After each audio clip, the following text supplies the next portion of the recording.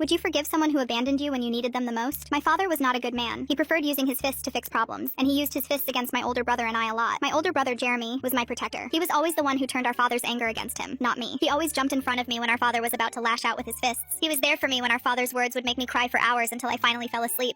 I would often crawl into his bed at night, and he would chase the nightmares away. He was a good brother, until he wasn't. Jeremy turned 18 when I was 14 and just starting high school. Dad had become more violent and unpredictable, and my brother promised me he wouldn't leave me alone with the man. I believed him, but then I overheard a fight he had with our dad one night. I was heading to the kitchen for some water before bed when I heard raised voices. I sat on the bottom step of the stairs and listened. "You can't be leaving," Dad protested. "Who's going to take care of your sister?" Jeremy scoffed. "You will, old man," he snapped. "It's time you stepped up and were the father she needs. If I find out you've mistreated her at all, I'll be back and I'll hurt you." I waited for Dad to lash out at the disrespect in my brother's voice, but all I heard was a small whimper. "You walk out that door and you aren't welcome back here," he finally said firmly. Jeremy sighed. "I haven't been welcome here in years," he muttered. His footsteps sounded nearby, and I didn't have time to run so that he wouldn't catch me eavesdropping. He rounded the corner and froze when he saw me. I had tears in my eyes and a look of betrayal on my face. "You're leaving?" I whispered. He let out a breath and took a seat next to me. "I'm sorry, darling," he said quietly. "I have to go. This is my journey. I got accepted into college. How exciting is that?" He said it in such a flat tone that it startled me. He didn't sound excited about it at all. "You can't leave me with him," I said quietly. Jeremy glanced at me. "Call me if he does anything," he ordered. "I'll be back before you know it." He pressed a light kiss to my forehead and jogged up the stairs to his bedroom. I was frozen in my spot for a few more minutes before I was finally able to move. The next few days were full of my brother running around getting everything packed and ready for school while I hid in my room, avoiding him. Then he came to say goodbye to me. I ignored him as he hugged me, keeping my body stiff as a board. He hid his hurt expression, but I still saw the pain on his face as he pulled away from me and hopped into the back seat of the taxi. I was left alone with a monster. Dad got worse after Jeremy left. I no longer had my protector. He would hit me all the time, but never in the face or anywhere that couldn't be covered by clothes. He brought friends over and drank with them, friends who gave me the creeps and would look at me way too long. He didn't care about pushing me around in front of his friends.